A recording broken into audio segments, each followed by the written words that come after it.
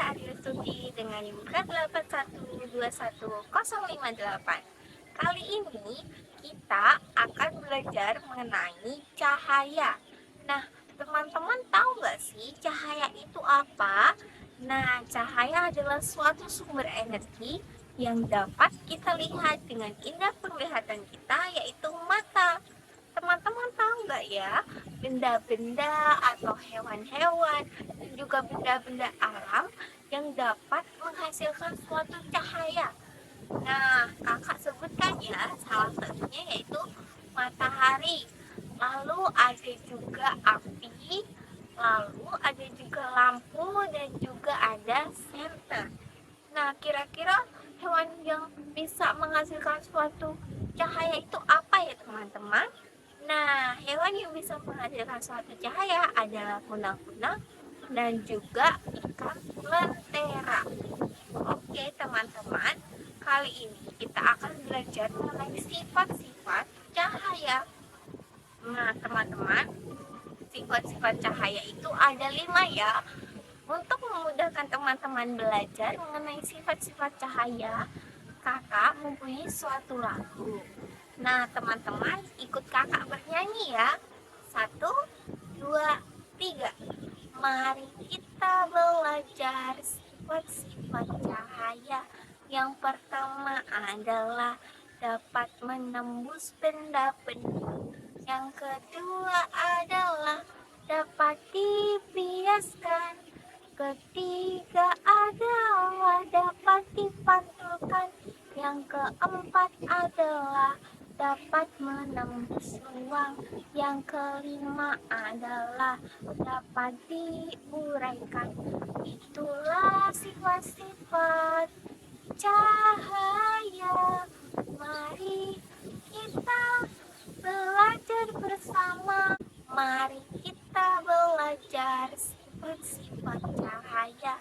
Yang pertama adalah dapat menembus benda-benda. Yang kedua adalah dapat dibiaskan. Ketiga adalah dapat dipantulkan. Yang keempat adalah dapat menembus ruang. Yang kelima adalah dapat diuraikan. Itulah sifat-sifat cahaya. Mari kita belajar bersama. Nah, itu tadi lagu mengenai sifat-sifat cahaya. Teman-teman, kakak mau bertanya nih, sifat-sifat cahaya ada berapa ya di lagu tersebut? Sifat-sifat cahaya ada 5. Yang pertama adalah dapat menembus benda bening. Yang kedua adalah dapat dibiaskan. Yang ketiga adalah dapat dipantulkan. Yang keempat adalah dapat merambat hingga lurus. Yang kelima adalah dapat diuraikan. Nah, teman-teman, itu adalah sifat-sifat cahaya. Kira-kira kali ini kita akan belajar mengenai apa ya dari kelima sifat-sifat cahaya tersebut? Nah, kali ini kita akan belajar mengenai sifat cahaya yang dapat dibiaskan. Teman-teman, kita akan belajar dengan metode eksperimen yang tentunya menyenangkan dan juga mengasyikkan. Yuk kita belajar bersama. Ini dia metode eksperimen mengenai topik cahaya. Kakak sudah mempersiapkan alat dan bahan yang dibutuhkan. Yang pertama ada segelas air dan juga gambar apel, lalu ada gambar jeruk dan gambar mangga. Teman-teman, sebelum kita melakukan eksperimennya, kita harus masukkan gambar terlebih dahulu ke dalam plastik klip ya teman-teman. Seperti ini. Nah, jangan lupa bagian atasnya diklip agar air tidak masuk. Nah, teman-teman, setelah kita memasukkan gambar ke dalam plastik klip, lalu kita coba ya eksperimen cahaya ini. Nah, pertama-tama teman-teman harus memasukkan gambar di dalam segelas air. Seperti ini ya teman-teman. Nah, sampai kira-kira tenggelam. Nah, coba lihat teman-teman. Coba lihat teman-teman. Di sini ada pembiasan cahaya. Kenapa dikatakan seperti itu? Karena cahaya yang masuk ke dalam air dan mengenai gambar tidak sempurna. Seperti itu ya teman-teman. Nah teman-teman, itu tadi adalah metode eksperimen pembiasan cahaya yang pertama. Nah yang kedua, nggak kalah asyik dan menyenangkan juga nih metode eksperimen yang kali ini. Nah, pertama-tama kita harus menyiapkan sebuah kertas dan juga pulpen atau spidol.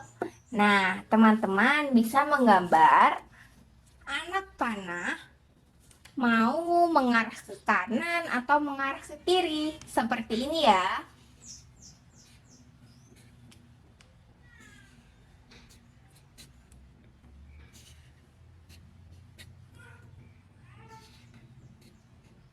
Nah, seperti ini. Sudah jadi anak panahnya. Lalu tahap selanjutnya yaitu kita harus menyiapkan segelas air. Lalu kita praktekkan ya, kenapa sih bisa pembiasan cahaya mempengaruhi anak panah ini. Nah teman-teman, kita sudah menggambar anak panahnya ya. Lihat anak panah mengarah ke kanan. Nah selanjutnya kita bisa melipat kertas menjadi dua bagian seperti ini. Kalau tidak dilipat juga tidak apa-apa. Terserah teman-teman yang mempraktekkan metode eksperimen ini. Nah selanjutnya kita akan menaruh kertas di belakang segelas air seperti ini ya. Nah teman-teman lihat di gelas tadi kira-kira anak panahnya mengarah kemana ya? Nah teman-teman bisa melihatnya kalau ternyata anak panahnya mengarah ke sebaliknya, yaitu ke kiri. Nah teman-teman, itu tadi adalah metode eksperimen menggunakan segelas air dan juga kertas dengan media anak panah. Nah teman-teman, kenapa sih bisa terjadi seperti ini, terjadi pembelokan arah dari anak panah tersebut? Nah, kira-kira penjelasannya adalah sebagai berikut. Karena terjadi pembelokan cahaya dari air dan juga anak panah. Nah, maka itu disebut dengan pembiasan cahaya. Seperti itu ya teman-teman. Kakak mempunyai metode eksperimen yang ketiga yang tentunya menyenangkan dan juga mengasihkan. Nah, kakak mempunyai barang-barang sebagai berikut. Ada pensil, pulpen, atau spidol. Nah, dan juga segelas air ya teman-teman. Oke, kakak akan langsung mempraktekkan nih bagaimana cara untuk melakukan metode eksperimen yang ketiga ini. Nah, yang pertama teman-teman bisa mengambil salah satu dari benda yang telah disiapkan, bisa pensil, bolpen, atau spidol. Kali ini kakak memilih pensil ya teman-teman. Lalu kita langsung masukkan saja ke dalam segelas air seperti ini. Nah, coba dilihat teman-teman. Sudah kelihatan belum?